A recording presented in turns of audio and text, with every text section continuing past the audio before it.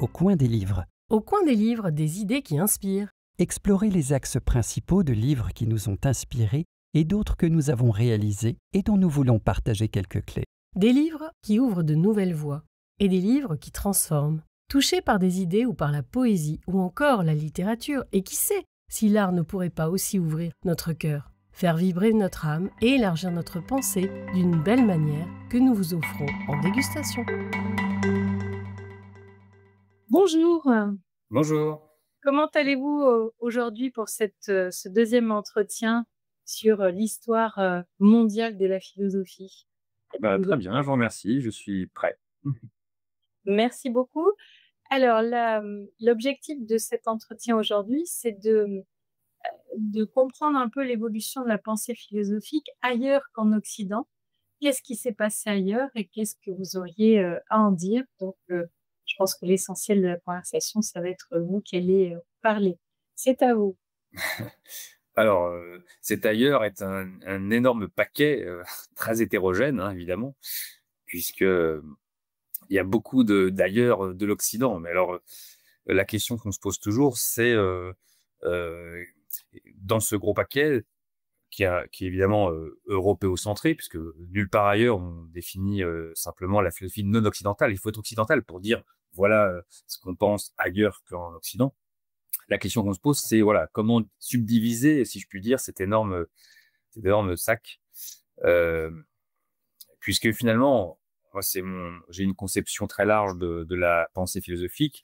Il y a eu des pensées philosophiques un peu partout en réalité, mais c'est pas parce qu'il y a eu des pensées philosophiques un peu partout qu'il y a eu des traditions de pensée philosophique et donc des philosophies qui ont constitué un réseau intellectuel partout. C'est-à-dire que ce que je veux dire, c'est qu'à titre individuel, on a pu philosopher partout, du Zimbabwe en Laponie, en passant par, je sais pas moi, Bornéo, ce que vous voulez, mais il n'y a pas eu de réseau philosophique avec un suivi historique, autant que je sache, dans l'île de Bornéo ou en Laponie. Bon.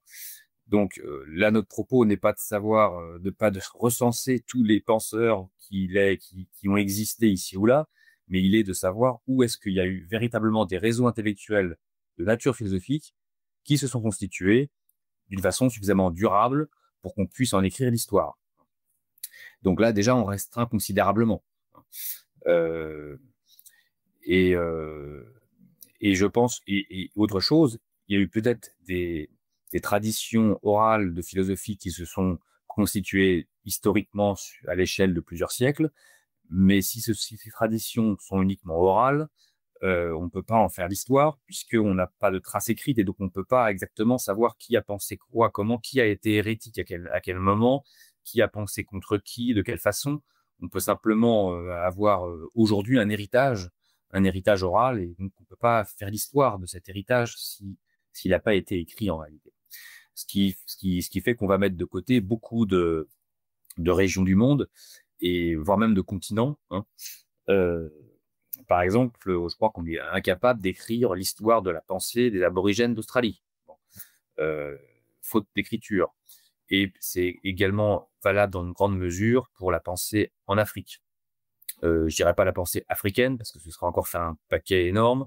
L'Afrique est constituée de multitudes de peuples et donc de traditions intellectuelles dont il est quasiment impossible de faire l'histoire, faute de documents écrits suffisamment denses pour pouvoir voir une évolution dans le temps assez précise. Et donc, qu'est-ce qu'il reste si on peut travailler en historien de la vie intellectuelle ailleurs qu'en Occident? La première pensée, pour ce qui est de l'Orient, par exemple, il y a évidemment une tradition de pensée chinoise qu'on peut qualifier de philosophique. Je crois que c'est de moins en moins contesté qu'il existe une philosophie chinoise au sens strict. Bon, il y a une philosophie japonaise qui est une sorte de greffe sur la pensée chinoise, mais qui a son autonomie.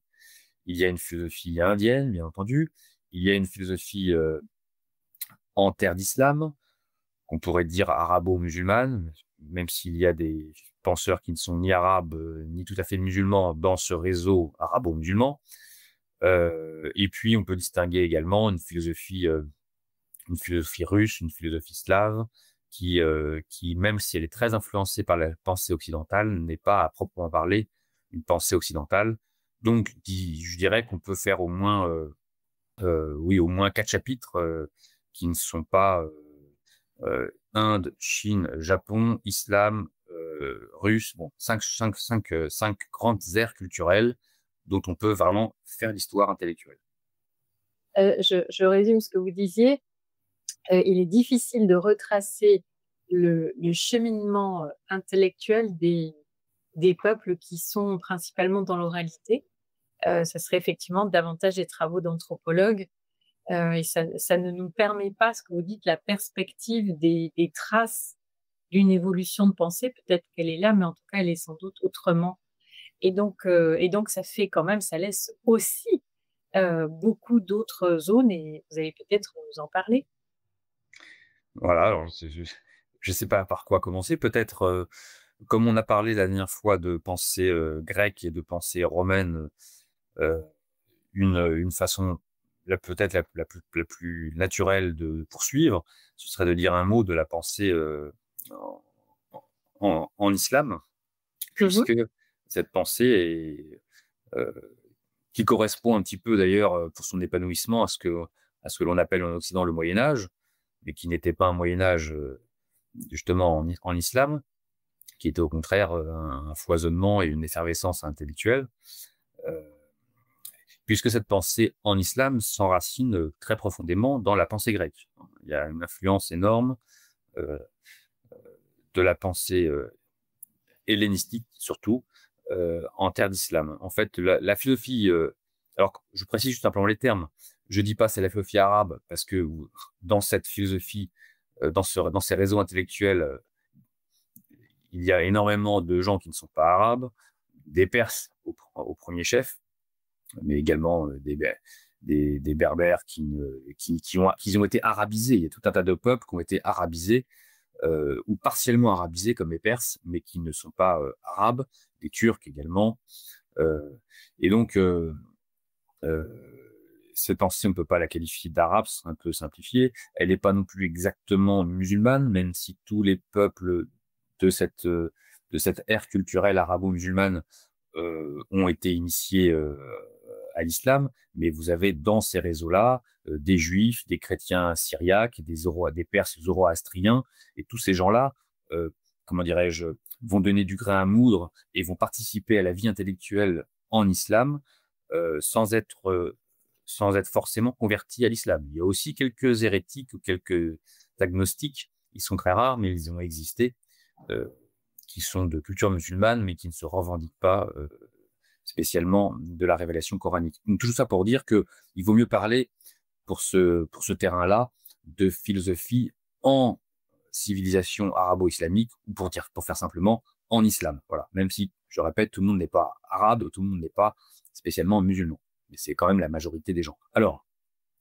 donc je disais que ce qui caractérise souvent cette pensée en islam, c'est une tentative de conciliation entre la tradition, la révélation coranique et les textes coraniques, et d'une part, et d'autre part, un héritage hellénistique, essentiellement aristotélicien, un Aristote plotinisé, c'est-à-dire lu dans une tradition néoplatonicienne. Plotin est un néoplatonicien, et les textes que les Arabes ont lus, ont commentés, sur lesquels ils se sont appuyés, sont des lectures plotiniennes d'Aristote. Donc, ça paraît un petit peu comme ça érudit, mais simplement, il s'agit de lire Aristote, mais dans une version un petit peu différente de l'Aristote historique. Juste je me permets une interruption. Peut-être que les auditeurs ne connaissent pas les subtilités des penseurs. Est-ce que vous pourriez, en une ou deux phrases, résumer c'est quoi l'essence de cette pensée plotinienne, pour que les gens puissent avoir un repère dans votre propos et vous suivre, s'il vous plaît? Alors, disons que Aristote, tel qu'il est entendu, je commence par Aristote, c'est plus simple, tel qu'il est compris, tel qu'il est traduit et pensé par les Arabes et les musulmans, Et comment dirais-je, c'est le philosophe de la raison, c'est le philosophe de la rationalité, c'est le philosophe de la nature, c'est le philosophe qui pense la nature rationnellement. Et la grande affaire, c'est de concilier cette vision rationnelle de la nature et, la vision et l'existence d'un Dieu euh, qui, euh, qui gouverne le monde. Hein. Et cette lecture plotinienne, comme je disais, on peut la résumer en disant simplement que Plotin est un mystique en réalité. Hein. Eh bien, la lecture plotinienne d'Aristote, ça consiste à chercher, à lire Aristote sous un regard mystique, avec une ambition comme ça très. Vous avez des métaphores sur la lumière, sur le. Donc c'est une façon d'en faire une sorte de révélation. Mais disons simplement que ça donne un parfum mystique à une philosophie rationnelle qui est celle d'Aristote. Le pont avec la révélation coranique, et je repasse la parole. Il est bien plus facile de concilier Aristote avec le Coran quand on a une lecture d'Aristote qui passe par Plotin, c'est-à-dire un mystique platonicien. Et donc, les philosophes vont justement s'attacher à montrer que c'est tout à fait compatible, hein, et que ces deux vérités, d'une certaine façon, n'en font qu'une. Bon, alors voilà, pour faire une sorte de premier aperçu. Mais maintenant, il est bien évident que tout le monde n'a pas pensé de cette façon-là. Et surtout, les inflexions, selon les époques, on a insisté plus sur l'un, plus sur l'autre. Et la vie intellectuelle est extrêmement riche. Hein. On peut la faire commencer d'ailleurs dès le 7e siècle, par les premiers penseurs sont, comme souvent, hein, des religieux, là en l'occurrence des théologiens. Et il y a une tradition de théologie rationnelle en islam qu'on appelle le kalam, où des théologiens vont justifier leur foi ou vont raisonner sur leur foi, et ces raisonnements les attirent irrésistiblement, si je puis dire. Enfin non, pas irrésistiblement, les attirent tendanciellement, une partie d'entre eux, vers des raisonnements de type philosophique. Cette théologie rationnelle va progressivement devenir une théologie philosophante. Hein. On le voit notamment chez les Mu'tazila. Le mu'tazilisme, c'est un courant de la pensée théologique qui va développer toute une métaphysique, une vision du monde, une philosophie de la nature, une philosophie de la liberté, une philosophie du déterminisme. Et avec cet immense problème, hein, comment concilier la liberté humaine avec le déterminisme et la prescience divine. Alors, quand des théologiens commencent à se disputer sur ces questions, eh bien, ils deviennent au fond des philosophes. Et donc, je crois que les premiers philosophes sont des Mu'tazila. Mais il reste néanmoins des théologiens. Donc, c'est ce que j'appelle un petit peu les traits de la philosophie dans sa phase pré-classique. C'est-à-dire qu'on fait de la philosophie, mais dans un cadre qui n'est pas stricto sensu de la philosophie, qui est plutôt celui, en l'occurrence, de la théologie. Mais dès lors qu'il y a des écoles en concurrence qui vont rivaliser intellectuellement pour défendre leur vision des choses et défendre un point de vue sur la vérité, cette rivalité intellectuelle va engendrer nécessairement un débat de type philosophique. Et juste pour que les auditeurs puissent comprendre à quel moment ça se situe par rapport à notre ancrage, en tout cas à nous, Français, ce moment-là que vous décrivez, il se situe à quelle période ? Eh bien, je disais qu'on peut faire commencer la théologie rationnelle dès le 7e siècle, hein, c'est-à-dire le siècle de la révélation coranique, mais c'est surtout au 8e siècle que tout ça monte en puissance. Et il me semble qu'au 9e siècle, hein, disons si j'essaie d'être un peu moins imprécis sur les dates, de 813, ah oui, j'avais même été très précis dans mon ouvrage, hein, de 813 à 900, hein. Bon, disons en gros au 9e siècle, là je crois qu'on peut parler de ce que j'appelle la philosophie classique, c'est-à-dire une philosophie qui arrive à maturité. Alors je précise quand même que la plupart des historiographes considèrent que les grands philosophes en islam sont plus tardifs, hein.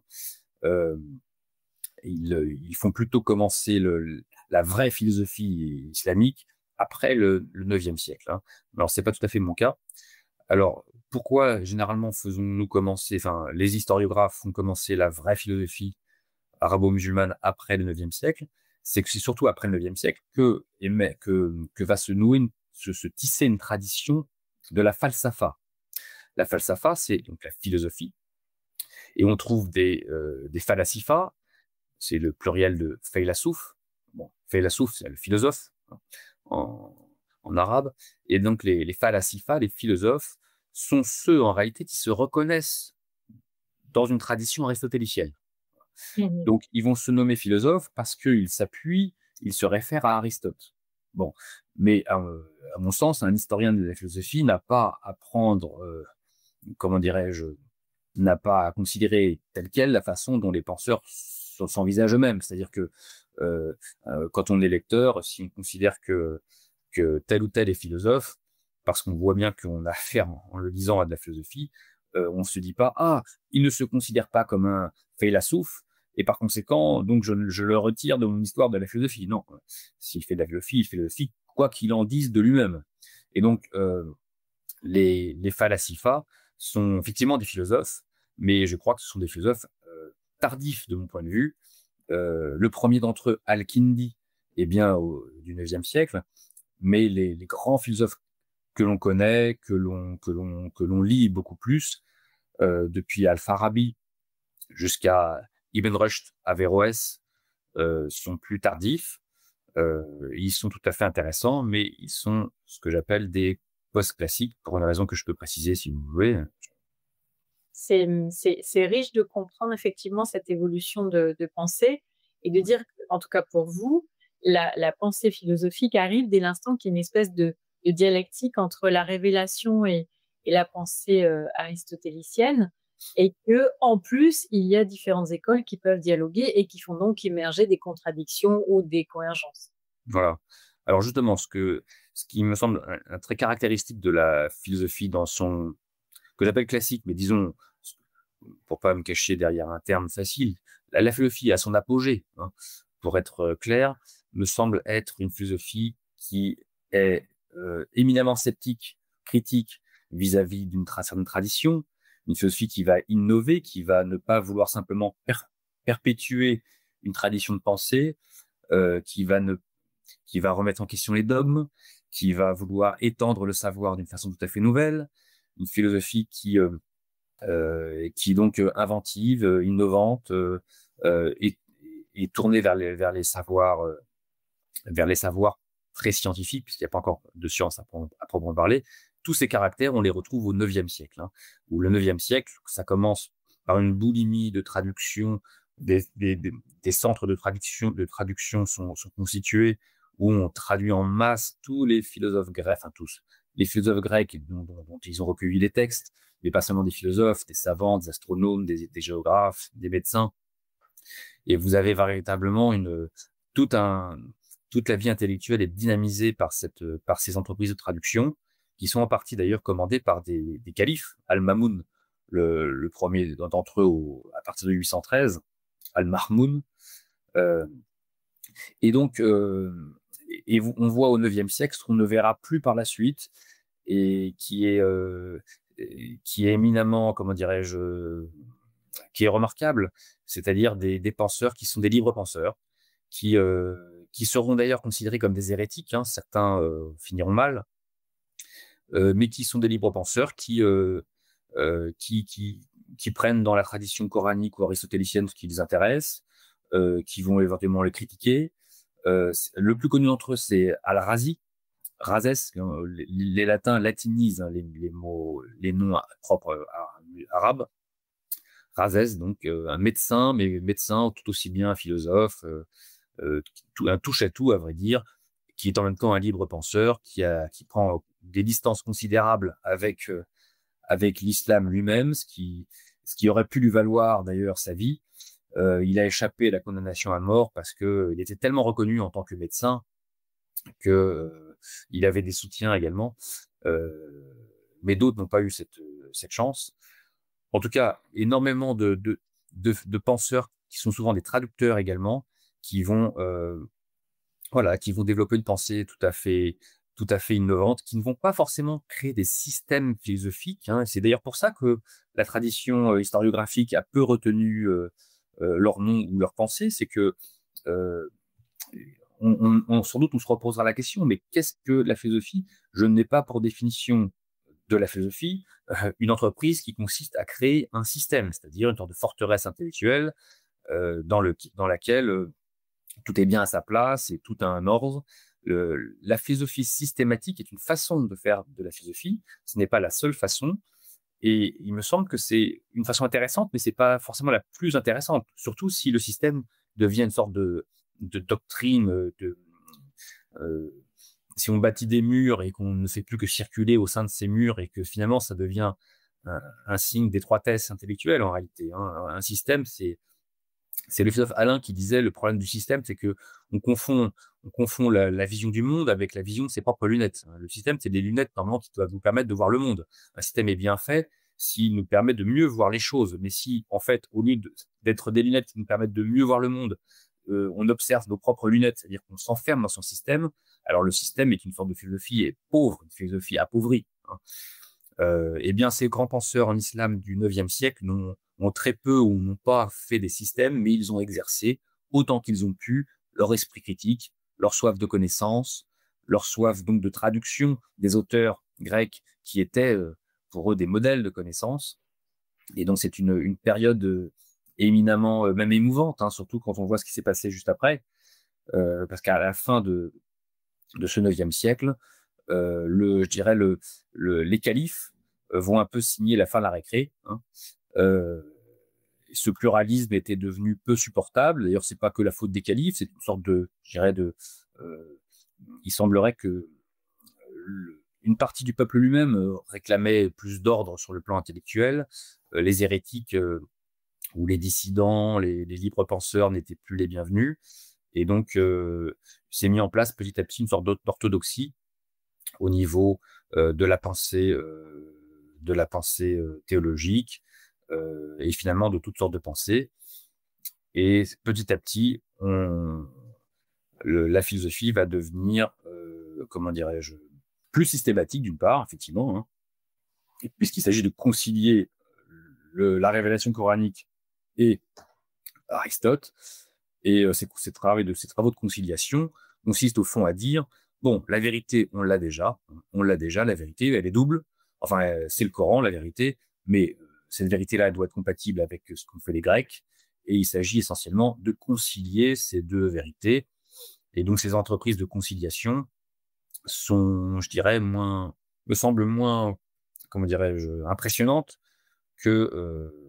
puisque justement, quand un philosophe a déjà la vérité, on peut dire que est-ce qu'il est encore philosophe? Oui, il est encore philosophe, mais il me semble c'est un philosophe qui s'est donné des œillères, hein.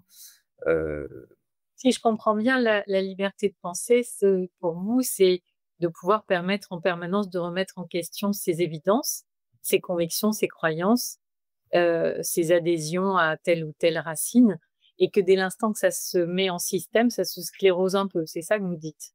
Exactement. Je pense qu'effectivement, la pensée, à un moment donné, se sclérose. Alors, c'est beaucoup dire, hein, elle se sclérose pas au Xe siècle, hein, c'est toute une évolution, mais disons qu'elle commence à avoir un premier pied, un orteil dans le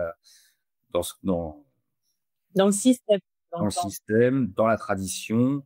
Voilà, la tradition à faire autorité. Et quand vous êtes philosophe et que vous pensez avec des autorités, et ces autorités sont dans le passé, eh bien, oui, forcément, vous pensez dans des cadres, hein.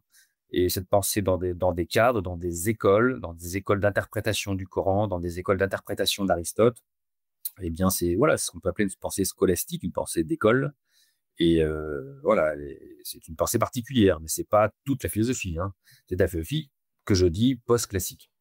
Alors, je fais une incartade par rapport au fil historique que vous donnez. Ça pose une question tout à fait intéressante pour aujourd'hui.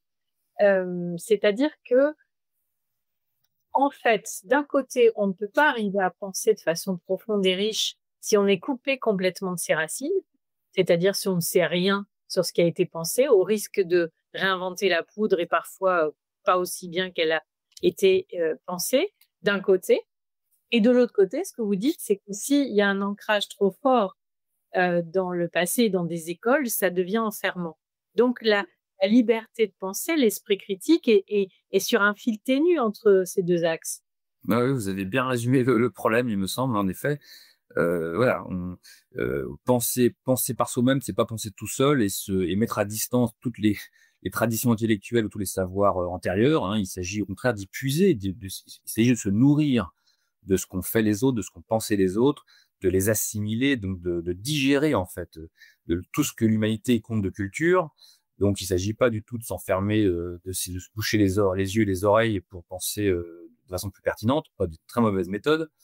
Mais inversement, si on prend la pensée des autres ou les connaissances antérieures comme des vérités définitives,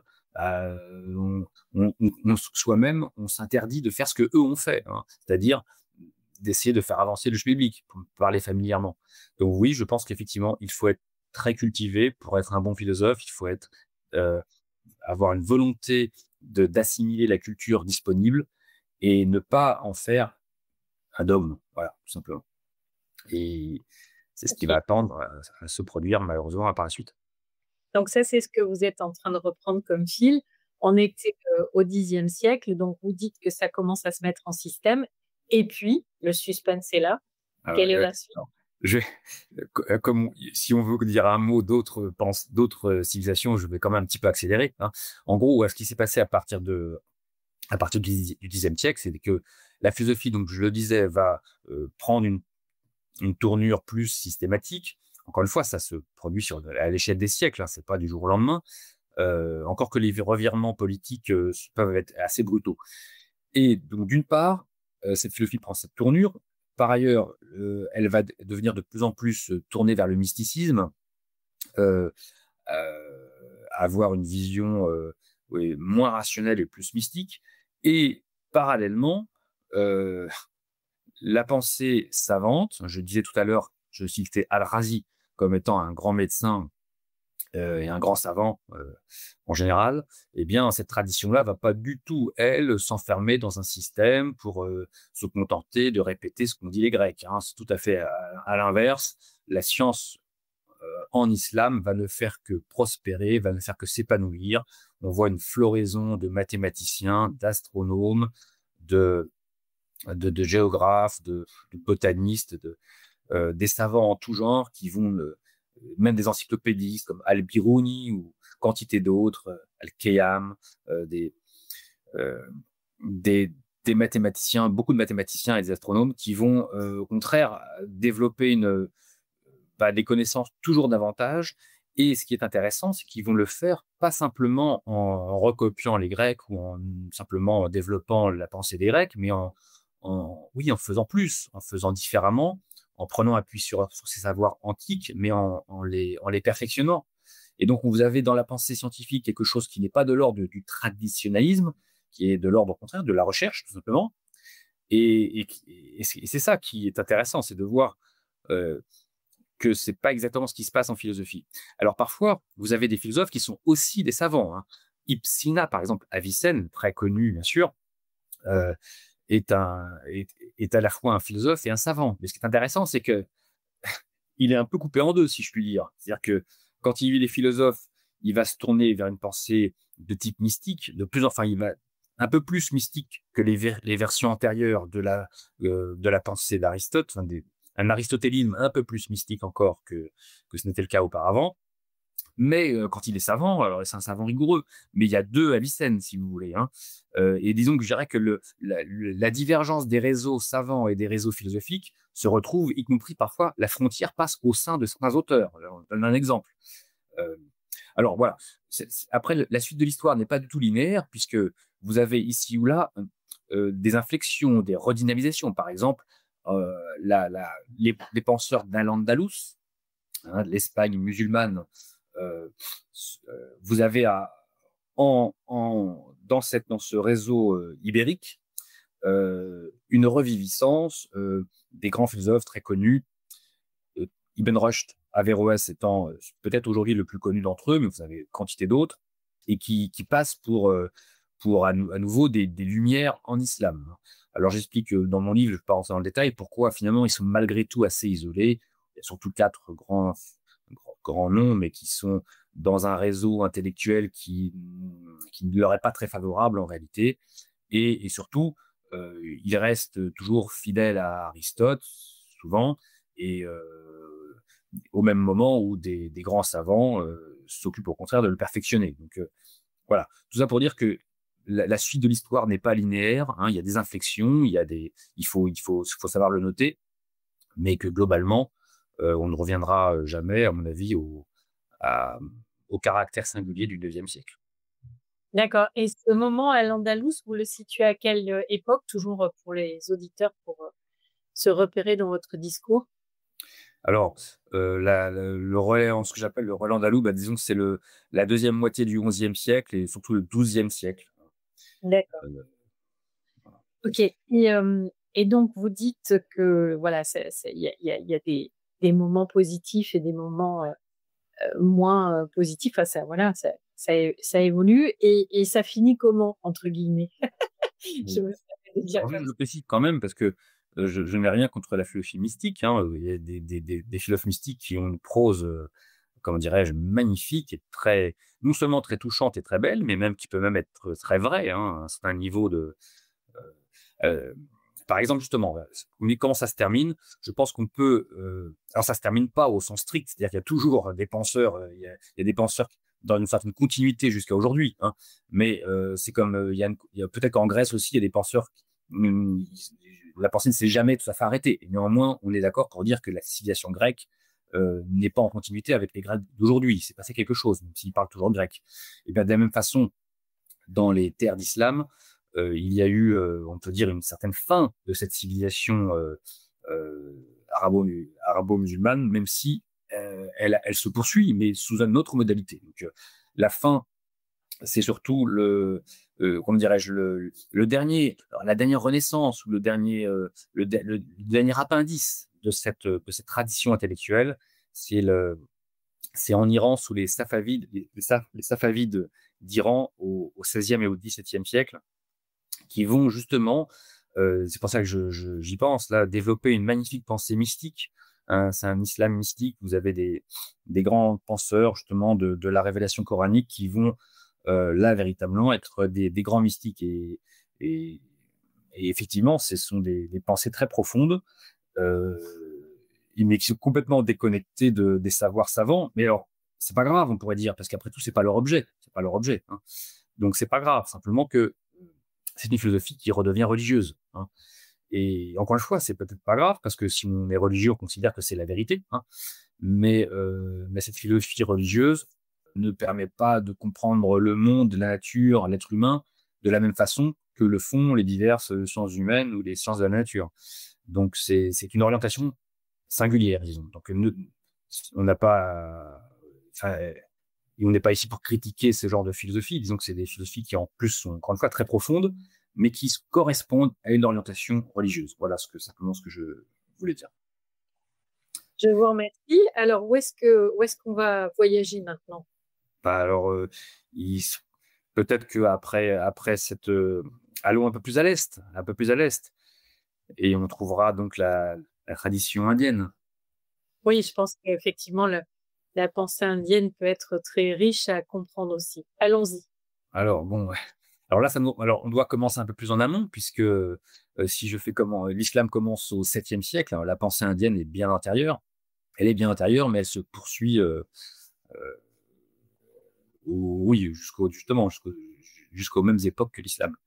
Euh, alors, là aussi, c'est difficile parce que l'Inde, n'a pas une unité ni géographique ni culturelle. Euh, elle devient, Elle est devenue une unité culturelle, économique de plus en plus, hein, qu'on se rapproche du présent. Mais en tout cas, dans l'Antiquité, on ne peut pas parler de l'Inde, on peut parler de la vallée du Gange, on peut parler de la vallée de l'Indus, on peut parler du monde dravidien, du monde. Bon, il y a plusieurs Indes en réalité. Alors, l'Inde, la tradition philosophique dont on parle, et c'est la tradition philosophique qui est née de la rencontre entre des peuples venus de l'Ouest, qu'on appelle les peuples indo-européens, qui arrivent dans la vallée du Gange vers à peu près 1500 avant Jésus-Christ. Donc, ces peuples nomades, donc alors une branche va en Iran, en Iran, et une autre branche va donc descendre dans la vallée du Gange. Et donc, ils s'appellent les Aryens.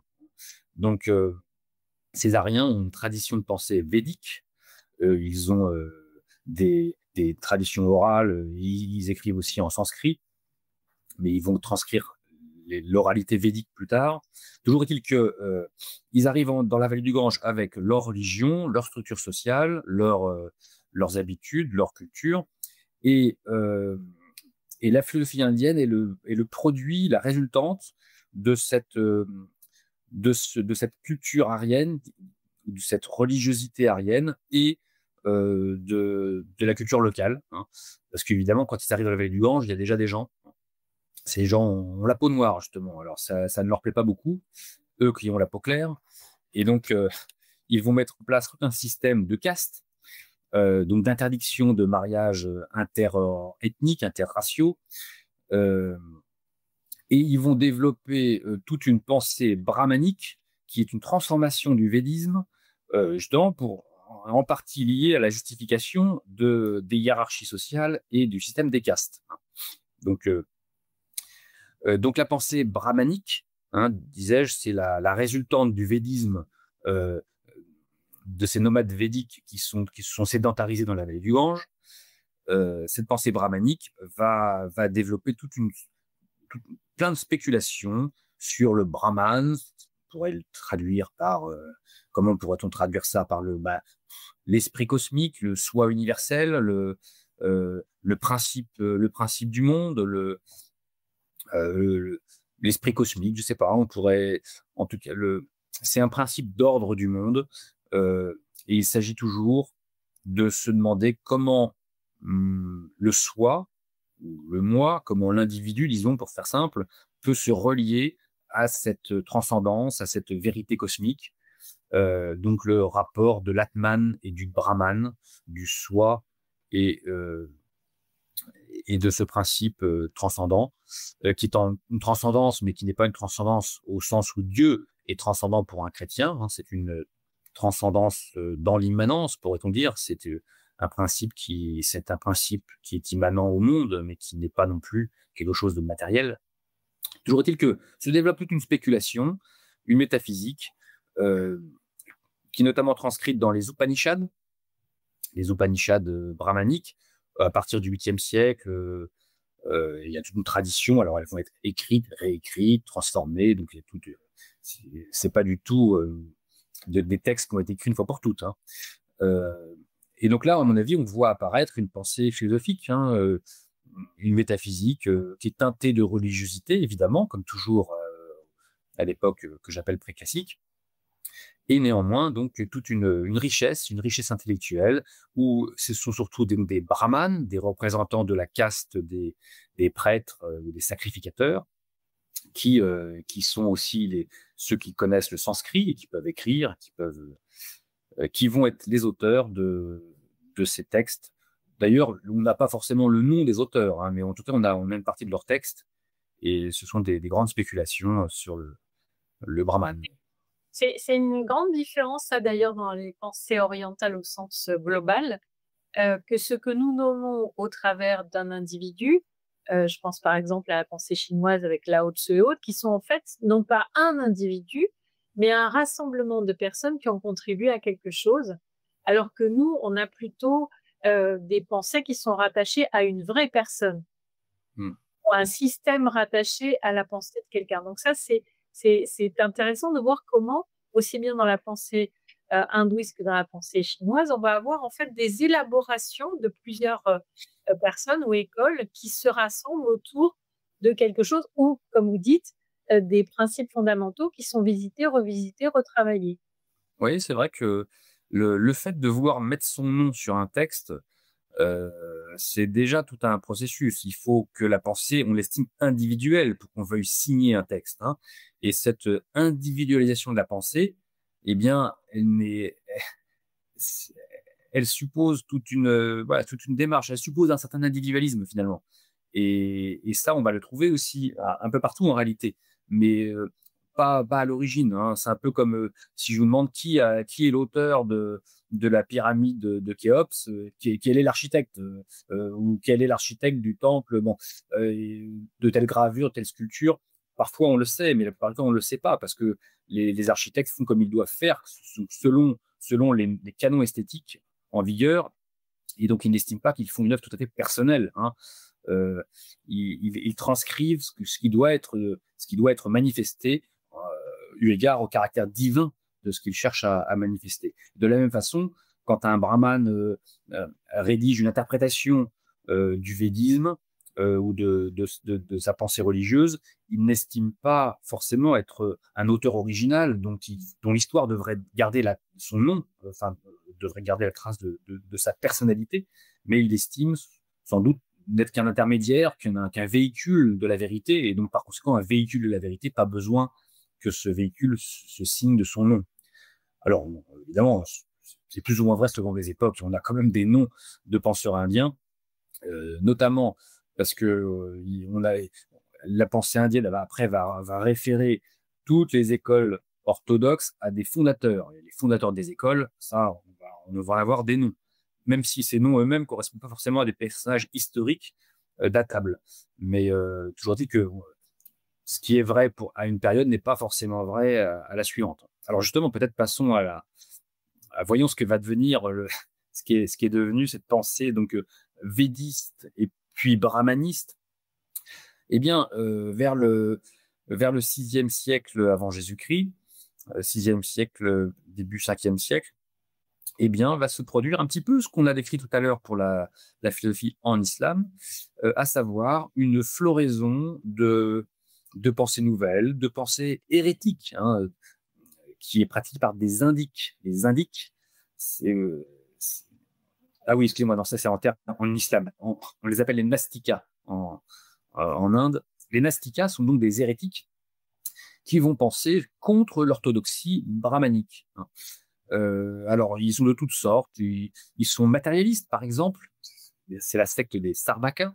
Ils sont fatalistes. C'est la secte des Ajivikas. Ils sont bouddhistes. Ça, c'est les plus célèbres. Ou jainistes. Ils sont des hérétiques de toutes sortes.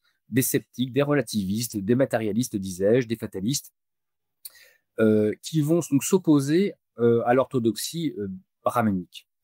Et ces oppositions vont donner lieu à des tas de débats, de joutes intellectuelles, dont on n'a pas forcément gardé la trace. On a quand même des témoignages et qui indiquent toute une période de remise en question des traditions intellectuelles, et donc une floraison d'écoles de pensée, alors plus ou moins sectaires, mais parfois ce sont des pensées d'individus justement, ou des moines errants qui vont penser comme ceci, comme cela, qui vont avoir leur propre philosophie de la vie, par exemple, là, les déterministes vont considérer que telle est l'essence de la vie, et ils vont réfuter leurs camarades matérialistes, et tous réfutent le brahmanisme. Et donc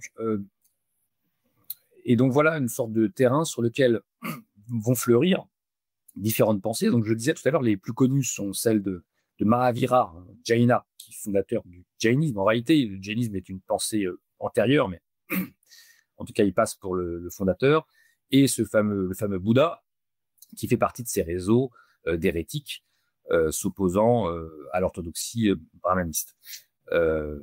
C'est une période aussi où il y a beaucoup d'atomisme, où le scepticisme et l'atomisme circulent énormément, un petit peu comme à l'époque des sophistes de la Grèce du 5e siècle avant Jésus-Christ, hein.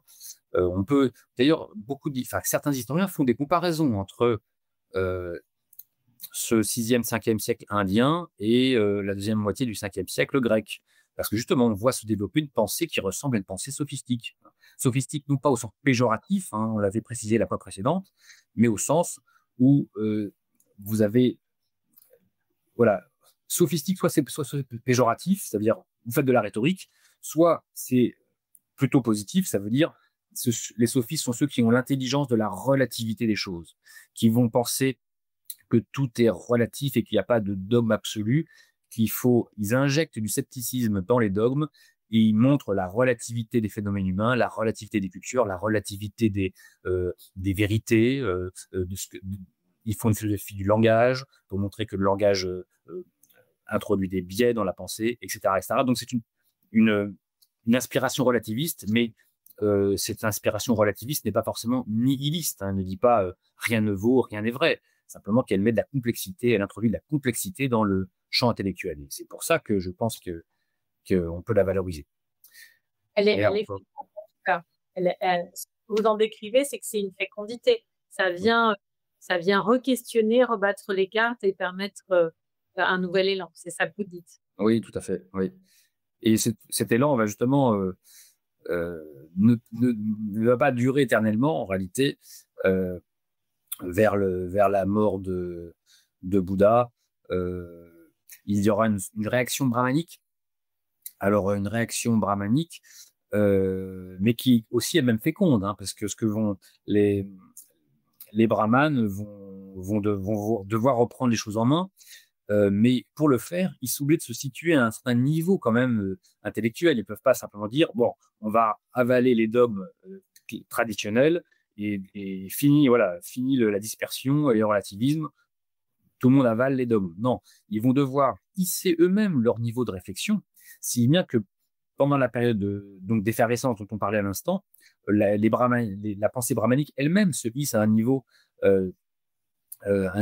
de réflexion épistémologique, comment connaître, un niveau de réflexion métaphysique, un niveau de réflexion sur la nature, sur l'être humain, qui est lui-même, comment dirais-je, digne d'intérêt et vraiment impressionnant. Mais sauf que c'est l'époque des grands créateurs des écoles brahmaniques qu'on appelle les darshanas. Les darshanas, donc, ce sont les 6 grandes écoles du brahmanisme. Et donc, après cette époque des grands fondateurs, justement, qui sont des innovateurs, eh bien, vient l'époque des gens qui pensent dans le cadre de ces écoles fondées. Et c'est ça, à partir donc du 5e siècle, 4e siècle, 3e siècle, etc. C'est ça qui va se produire, c'est que ces 6 darshanas sont structurés, de plus en plus structurés, un petit peu comme les écoles hellénistiques dont nous avions parlé, hein, le stoïcisme, l'épicurisme, etc., l'aristotélisme, le platonisme. Eh bien, chaque secte, en fait, va penser dans le cadre d'une école et va rivaliser avec les autres. Alors, cette rivalité produit bien sûr des philosophies intéressantes, hein, mais de plus en plus, la pensée se systématise. Il s'agit de construire des forteresses, des donjons et des canons, et on tire des boulets sur les écoles rivales. Et donc, ça devient une pensée d'école. Et encore une fois, qui a sa richesse, mais qui est tout de même, qui n'a plus du tout le même caractère qu'elle a eu précédemment. Il n'y a pas la fécondité du dialogue, il y a plutôt on se solidifie à l'intérieur de l'école et on s'affronte entre écoles. C'est ça. Alors, mais évidemment, pendant toute une période, c'est aussi source de richesse, parce que le simple fait qu'il y ait une rivalité entre écoles va forcer chacune des écoles à développer une épistémologie, une morale, une cosmologie, etc., une pensée politique. Donc, ça va, c'est un aiguillon. La concurrence, c'est un aiguillon qui va produire qui va développer, qui va obliger chacune des écoles à développer tout un système, hein. Donc, c'est très riche, mais ça devient une pensée de plus en plus systématique et quand même qui va se référer de plus en plus aux fondateurs des écoles en question, comme à des autorités, comme à des êtres divins, ce serait beaucoup dire, mais en tout cas, des autorités quasiment sacrées, oui. Et donc, c'est c'est le brahmanisme qui devient de plus en plus, qui va aussi, au fur et à mesure qu'on avance dans le temps, va vouloir se rendre populaire, parce qu'il se trouve que les hérésies, les 2 grandes hérésies que j'ai évoquées, le jainisme et le bouddhisme, vont devenir extrêmement populaires.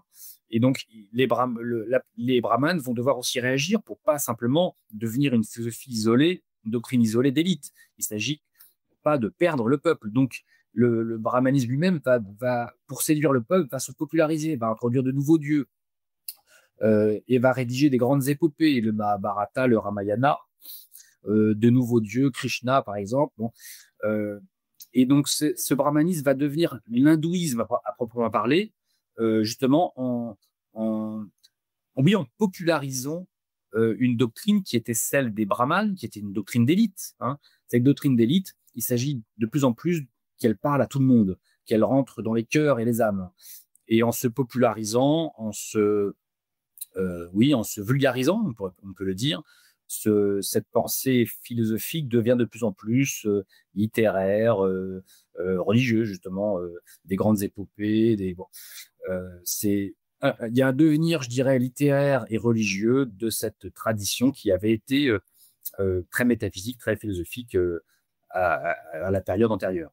Alors, c'est pas la fin de l'histoire, hein, mais c'est, à mon avis, la fin d'un cycle vers zéro, si vous voulez, vers la fin de notre ère, enfin juste avant notre ère ou autour de l'ère chrétienne, disons, pour avoir un repère temporel. Je crois que c'est à peu près la fin de ce que j'appelle le cycle ariano-brahmanique. Mais ce n'est pas du tout la fin de la pensée indienne, puisqu'elle connaîtra d'autres cycles. Hein. Oui, j'ai pas précisé que l'empire Maurya est un peu l'équivalent en Inde de l'empire hellénistique en Grèce ou de la période impériale romaine, c'est-à-dire de la même façon que Constantin s'est converti au christianisme, si vous voulez, Ashoka, le grand empereur Maurya, se convertit au bouddhisme. Et bon, il y a des grands parallèles qui peuvent être faits, on n'a pas le temps de tous les faire, mais bon, la philosophie comparée est aussi une histoire comparée de la vie intellectuelle et même une histoire comparée de la vie politique, hein, et impériale. C'est tout à fait intéressant de faire ce genre d'analogies, même si elles ne sont jamais tout à fait exactes. Toujours est-il que un second cycle commence à partir du 1er, 2e siècle après Jésus-Christ, et à nouveau, une pensée qui naît donc sur ce terreau, disais-je, hindouiste, qui va se subtiliser de plus en plus, et qui, à l'ère Gupta, va retrouver une singularité, un niveau d'approfondissement tout à fait impressionnant. Les Guptas sont une grande dynastie qui ont fondé un empire, l'empire Gupta, et qui d'ailleurs va faire renaître également une pensée de type savante. Vous avez des mathématiciens, bien sûr, indiens, des astronomes,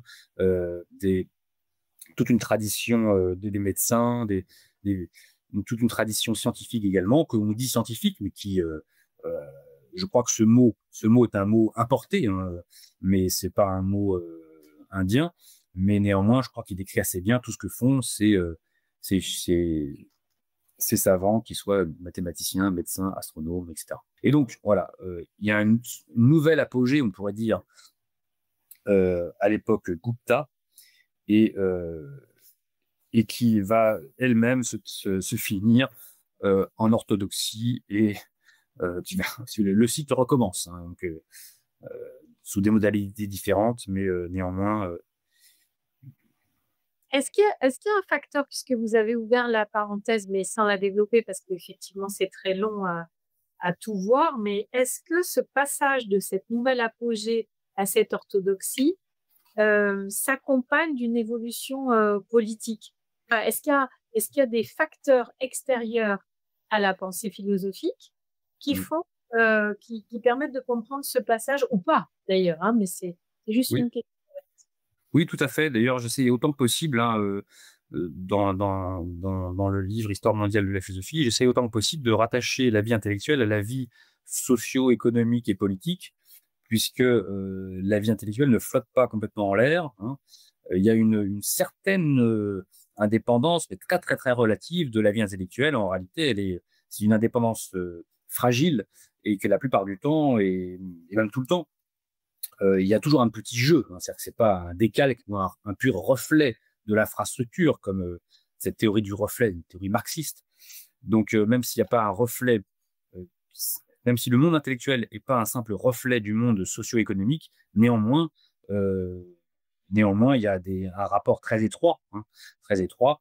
Et effectivement, par exemple, je parlais de l'ère Gupta, qui est une ère brillante au niveau aussi bien politique, géopolitique que intellectuelle. L'effondrement de la dynastie Gupta et de la royauté Gupta et correspondra d'ailleurs à cette nouvelle crise intellectuelle. Donc effectivement, et par contre, il y a aussi des phénomènes géopolitiques très importants, comme le fait que les Moghols vont envahir l'Inde et s'installer en Inde pendant 8 siècles et y introduire l'islam. Mais dans la philosophie indienne, ça ne correspond pas à un événement, à une inflexion tout à fait significative. Donc il y a également des événements géopolitiques et politiques tout à fait fondamentaux, hein, comme les dynasties mogholes en Inde, mogholes, mais qui ne sont pas véritablement qui ne correspondent pas véritablement à des grandes inflexions dans la vie intellectuelle. Donc effectivement, il faut regarder à chaque fois ce qu'il en est. Ça aura plus d'influence en art, en architecture, en littérature. D'accord, donc vous dites que ça passe à l'orthodoxie et c'est quoi la suite? Alors après, bon, souvent c'est ce qu'on appelle le Moyen-Âge indien, c'est-à-dire qu'il y a la pensée. Alors peut-être que c'est allé vite en besogne que de dire ça, mais il me semble que de l'an 1000 en gros à 1800, la pensée indienne est essentiellement est de plus en plus syncrétiste, de plus en plus religieuse, ou alors elle est d'abord très dogmatique. Vous avez des courants de logique, par exemple, qui vont se structurer et qui vont devenir de plus en plus dogmatiques. Et puis finalement, on va tenir un syncrétisme, un peu comme à l'époque hellénistique, où je disais, face à la montée du christianisme, eh bien, les différentes écoles vont tomber finalement d'accord pour être des écoles païennes et qu'elles vont toutes devenir plus ou moins néoplatoniciennes.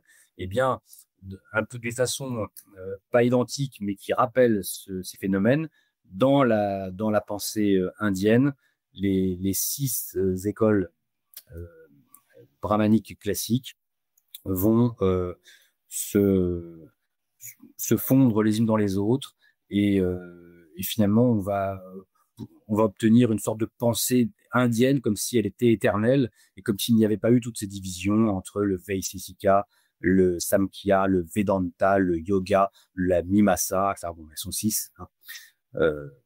Donc voilà, syncrétisme et religiosité, voilà comme on pourrait résumer ces siècles de pensée indienne. C'est un peu grossier de le faire, mais enfin, nous sommes bien obligés. D'accord. Et donc, ce qu'il en resterait aujourd'hui, ça serait quoi? Ce que vous dites, c'est une sorte de pensée indienne plus ou moins unifiée, composant où les 6 écoles se sont fondues. C'est ça que vous dites Oui. Alors bien sûr, on va toujours trouver des auteurs qui se singularisent. Justement, dans le Vedanta, une de ces 6 écoles, vous avez des auteurs importants mais de plus en plus un syncrétisme. Alors, encore une fois, c'est pas la fin de l'histoire. Hein. L'Inde sera envahie par les Anglais et puis va être considérablement influencée après par l'Occident, puisqu'énormément de penseurs indiens auront fait leurs études à Londres, par exemple, et vont revenir en Inde et développer une nouvelle version. Donc après, c'est une nouvelle histoire qui commence, si vous voulez. Hein. À partir du 19e siècle, il y aura toujours des penseurs en Inde qui vont penser selon la tradition indienne, mais souvent, ils vont rénover leur vision de cette pensée, justement au contact de l'Occident qui les a envahis par l'intermédiaire de la Grande-Bretagne. Donc, et puis après, bien sûr, l'Inde va connaître ce que connaissent tous les pays du monde depuis la Seconde Guerre mondiale au moins, c'est-à-dire des universités où on a des enseignements un peu à l'occidental, des différentes sciences, des différents courants philosophiques. Et donc, l'Inde va rentrer dans cette sorte de mondialisation universitaire où du coup, elle va perdre une partie de sa tradition intellectuelle, ou en tout cas, elle va la métisser, disons. Et j'imagine que en Inde, comme ailleurs dans le monde, on va avoir du coup toute cette tradition philosophique qui va plutôt être perçue comme étant religieuse, spirituelle et dichotomisée des sciences. Oui, alors effectivement, les départements de chimie, de physique, de botanique, etc., sont bien distincts des départements universitaires dans lesquels on enseigne la philosophie. Oui. Le monde disciplinaire, les cloisonnements disciplinaires vont arriver en Inde, comme partout ailleurs dans l'université du monde, par une sorte d'exportation de nos cloisonnements occidentaux. Mais je ne crois pas que ce soit complètement artificiel. Je crois qu'on a bien raison de ne pas mélanger, quand on fait de la botanique, de ne pas mélanger, de pas tout mélanger. Encore que en médecine, par exemple, on va trouver médecine chinoise, médecine indienne, médecine qui est adossée à une tradition du yoga. On va trouver des médecines traditionnelles qui vont qui vont même vivre bien, ou qui vont même concurrencer la médecine dite occidentale. Donc, on a quand même soit une préservation, soit même d'une résurgence ou des phénomènes très populaires de maintien d'une médecine traditionnelle, mais avec ses ambiguïtés, c'est-à-dire qu'elle est très populaire. Souvent, ces traditions médicales sont très populaires, mais bon, jusqu'à un certain point, hein, quand on a le cancer et qu'on a les moyens de traiter son cancer par des techniques modernes, eh bien, généralement, quand même, on convient que c'est peut-être pas très efficace. Enfin, c'est là un peu plus que l'acupuncture, ce genre de choses. Ok. Est-ce que c'est le moment de passer à autre chose? Ouais, on peut dire un petit mot. On peut continuer notre cheminement vers l'Est. On a... Ok, volontiers, allons-y. Alors, on trouvera la Chine. Alors, la pensée chinoise, c'est souvent quelque chose elle est, comment dirais-je, on voit bien que l'Inde, par sa tradition, est liée aux Indo-Européens, puisque c'est les Aryens qui ont fécondé la pensée philosophique en Inde. On a vu avec l'islam qu'elle était assise sur une double tradition gréco-coranique. Bon, donc l'islam, l'Inde sont très liés à l'Occident. De même qu'on n'a pas parlé de la philosophie russe, mais l'Occident est un pôle d'attraction permanent, hein. Alors qu'en Chine, tout se passe comme si c'était quelque chose d'à part, et que aussi loin qu'on remonte dans le temps, les Chinois sont des Chinois, et ils ont pas ils ne semblent pas avoir importé d'autre part que ils n'ont importé de nulle part leur propre tradition intellectuelle. Et donc, c'est une des raisons pour laquelle la Chine fascine, hein. Un petit peu comme on retrouve cette fascination à un degré divers, par exemple pour l'Égypte, hein. Et d'où vient l'Égypte? Qui a influencé? D'où vient la culture égyptienne, la pensée égyptienne? Bon, elle semble venir du Nil, un point c'est tout, hein. Alors que la pensée grecque, justement, elle est très influencée par la pensée égyptienne. Eh bien, en Chine, un peu de la même façon, on a l'impression que la Chine a toujours été la Chine, et puis qu'elle n'a rien apporté de nulle part. Alors, c'est en partie vrai, en ce sens que oui, dans l'Antiquité, dans la haute Antiquité chinoise, la pensée se développe localement, hein. Et la culture, l'esthétique, la pensée chinoise est une production, oui, locale, qui n'a pas subi une influence directe extérieure, en tout cas, il le semble. Ce sera le cas après, bien sûr, hein, mais pas à l'origine. Et donc, cette pensée chinoise, alors, elle se structure d'abord d'une façon religieuse, comme toujours. On envisage des grandes cosmologies, des grands principes cosmiques, le yin, le yang, qui sont on va chercher dans des livres de divination à comprendre l'ordre du monde pour faire justement de la divination. Donc, la pensée de la nature est une pensée liée à ces pratiques divinatoires. On trouve des grands textes sacrés qu'on appelle les classiques, qui vont justement tantôt parler de poésie, tantôt de la nature, tantôt de ceci, de cela, d'histoire. Et ces classiques vont être structurés, vont être édités, vont devenir des textes de référence sacralisés, disais-je. Mais justement, cette unité, je dirais, culturelle et politique de la Chine va se fragmenter au grand désespoir de quelqu'un comme Confucius, justement, Kong Fuzi, que l'on latinise Confucius, qui se plaignait à juste titre que la dynastie Zhou se fragmente, ce qu'on n'a plus l'époque de l'unité où les fils respectaient leur père, les pères respectaient le seigneur local respectait l'empereur, et l'empereur respectait le ciel, c'est-à-dire l'ordre cosmique. Donc cette espèce de système de poupée russe, la piété filiale, où chacun respecte son patriarche de référence, pour ainsi dire, et tout est bien à sa place, et bien tout ça n'est plus respecté, puisque vous avez au contraire des dynasties rivales, des royaumes en rivalité, qu'on appelle, c'est la période dite des royaumes combattants, hein, c'est comme ça qu'on appelle cette période-là, alors qui court du 5e, 4e, 3e siècle avant Jésus-Christ. Et donc c'est une période de division, mais cette division politique et ces rivalités militaires sont aussi des rivalités intellectuelles, puisque chaque royauté va se faire entourer de sages, de penseurs, qui vont donner des conseils aux princes et qui vont eux-mêmes rivaliser pour dire des choses les plus intelligentes que le voisin. Et donc cette période des royaumes combattants, surtout je dirais la deuxième période des royaumes combattants, de 350 à 250 avant Jésus-Christ, toujours, est une période qu'on appelle la période des 100 écoles. Hein. Les 100 écoles, où l'on voit fleurir quantité de philosophies nouvelles. Alors, j'ai dit un mot de Confuci, de Confucius, ou de Lao Tzu, si on prononce à la française. De toute façon, je suis incapable de prononcer à la chinoise, hein, donc je mets tout de suite à l'aise les auditeurs. Tout ce qui sort de ma bouche concernant les noms chinois, c'est pas de la prononciation très officielle. Hein.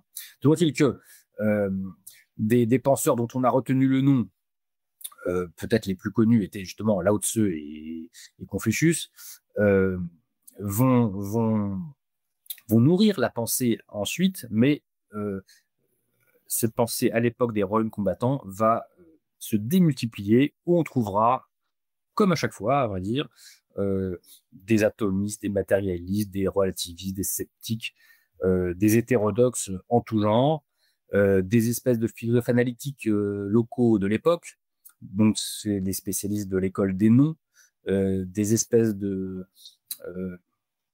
légistes qui vont penser, des penseurs de la loi et de l'ordre politique, donc philosophie politique, philosophie du langage, philosophie de la morale, philosophie de la nature. Vous avez quantité d'écoles, de courants et d'objets philosophiques qui apparaissent. Et donc, cette période, une période d'effervescence intellectuelle où on remet en question les traditions. Il n'y a plus vraiment de tradition à proprement parler. C'est le bazar, si on veut, mais c'est un bazar très fécond et qui témoigne d'une recherche intellectuelle tous azimuts, qui elle aussi aura son terme, et justement, vous me posez la question du parallélisme entre le politique, le sociopolitique et le monde intellectuel. Et bien justement, à la suite des royaumes combattants, fera suite à cette période de division une période d'unification impériale, hein, sous les Qin et puis sous les Han. Et l'Empire, c'est la fondation de l'Empire, et va lui correspondre une unification de la vie intellectuelle sous la forme d'une orthodoxie confucéenne. Hein. Et donc le confucianisme va devenir la doctrine officielle de l'Empire, et se met en place un système mandarinal de recrutement des cadres de l'administration impériale. Et donc dans ce système de recrutement par examen, la doctrine officielle qu'il faudra apprendre, et même apprendre par cœur, c'est celle de Confucius. Et donc voilà, se met en place parallèlement à l'unification politique, une unification de la vie intellectuelle. Alors, je dis ça vraiment, c'est très grossier. C'est pour donner simplement un aperçu, hein, parce que dans le détail, évidemment, c'est beaucoup plus complexe que ça, et l'unification n'est jamais totale, et on trouvera quantité de grands penseurs également. Mais globalement, c'est ce qui se passe quand on voit les choses d'assez loin. Voilà pour la première phase ou le premier cycle de la pensée chinoise. Il y en a d'autres. D'accord. Et donc, vous voulez nous en dire d'autres ou pas? Comment? Vous voulez nous en dire d'autres ou pas? Bon, non, mais simplement pour dire que, pour donner simplement un aperçu rapide de la suite, hein, à partir de donc l'empire Han va lui-même finir par s'effondrer vers 200. Enfin, il dure en gros de moins 200 à plus 200. Hein. Et puis, à partir de là, à nouveau une période de division. Le bouddhisme s'infiltre de plus en plus en Chine. Et donc là, pour le coup, hein, vous voyez, on a une pensée étrangère qui, pour la première fois, vraiment pénètre la pensée chinoise. Et donc, le bouddhisme va devenir plus qu'une mode, va complètement imprégner la pensée chinoise. Euh, et puis, finalement, à partir du XIe siècle surtout, bon, il y a tous les Tang, et puis surtout sous les Song, au XIe siècle, que, à mon avis, à nouveau, on a une période où le bouddhisme ayant été assimilé, on a une période néo-confucéenne, mais qui est une période à nouveau de grande richesse intellectuelle et de grands rayonnements également culturels, hein, et un rayonnement à la fois culturel et intellectuel au XIe siècle, disais-je, sous les Song. Et puis, c'est aussi une période, je ne vais pas parler de science chinoise, mais c'est évidemment toujours la même chose. C'est-à-dire que dans ces périodes ces périodes de rayonnement intellectuel, les sciences s'épanouissent, même si, encore une fois, on ne parle pas de sciences au sens strict. Et puis en Chine, on a des lettrés. Les lettrés, ils sont indistinctement lettrés sur un plan littéraire, philosophique, moral et scientifique. Il n'y a pas ces distinctions. Mais néanmoins, je persiste à penser que ces distinctions entre science, philosophie et religion sont pas artificielles, quand bien même les Chinois, par exemple, n'adopteraient pas ces systèmes de division. Et donc oui, après à la fin du XIe siècle, à nouveau, l'orthodoxie néo-confucéenne, alors cette fois-ci on parle de néo-confucianisme, eh bien va prendre de plus en plus possession de la vie intellectuelle. On trouvera justement des faiseurs de systèmes néo-confucéens dont l'histoire retiendra les noms, mais qui seront une pensée plus systématique. Et puis, des invasions, à nouveau une période de division, fin de ce que j'appelle le cycle médiéval, et pourra commencer un nouveau cycle qu'on peut appeler le cycle moderne, qu'on peut faire commencer à la fin du XIVe siècle et qui, à mon avis, dure jusqu'à aujourd'hui, ou avec des périodes qui peuvent correspondre à peu près d'ailleurs avec la périodicité de la pensée européenne, c'est-à-dire un XVIIIe siècle, l'équivalent du siècle des Lumières en Europe. Eh bien, il me semble qu'on peut le repérer en Chine à peu près aux mêmes époques, au XVIIIe siècle également. Enfin, ça commence même un peu avant. Et puis, donc voilà, je dirais qu'une cyclicité, des vagues des inflexions de la vie intellectuelle qui peuvent être ensuite mis en parallèle avec des périodicités occidentales, mais pour des raisons, comme dire, qui ne sont pas du tout liées aux influences de l'Occident, qui sont liées au propre rythme. Voilà, c'est le mot que je cherchais, au rythme de la pensée, de la vie intellectuelle chinoise. Alors, l'intérêt, effectivement, c'est d'aller parcourir votre livre pour en déguster la richesse. Donc, on va faire une sélection pour clore ce moment. Quel serait le dernier endroit que vous auriez envie de nous faire visiter, sachant qu'il y en a d'autres, hein, on le sait, mais quel serait votre choix pour dire, tiens, si on fait ce parcours non exhaustif des philosophies du monde, par quoi terminerions-nous aujourd'hui? Oh, on peut dire un mot de la pensée japonaise, puisque souvent les historiographes qui écrivent l'histoire de la philosophie, quand ils ont dans l'idée de consacrer un chapitre à l'Orient, le font volontiers avec l'Inde et la Chine. Il est rare qu'ils développent un chapitre spécialement pour le Japon. Or, pour une raison aussi qui est liée au fait que la pensée japonaise s'enracine dans la pensée chinoise, l'écriture japonaise dans l'écriture chinoise. En fait, la culture japonaise est une greffe, disais-je tout à l'heure, sur la pensée chinoise. Oui, mais enfin, les Japonais ne sont pas des Chinois. C'est-à-dire qu'il y a comment dire, un ancrage sur l'archipel japonais qui est très ancien. Et, effectivement, il est vrai que les Japonais ont absorbé la culture chinoise, mais ils l'ont pas absorbé comme un buvard absorbe l'encre, ils l'ont japonisé.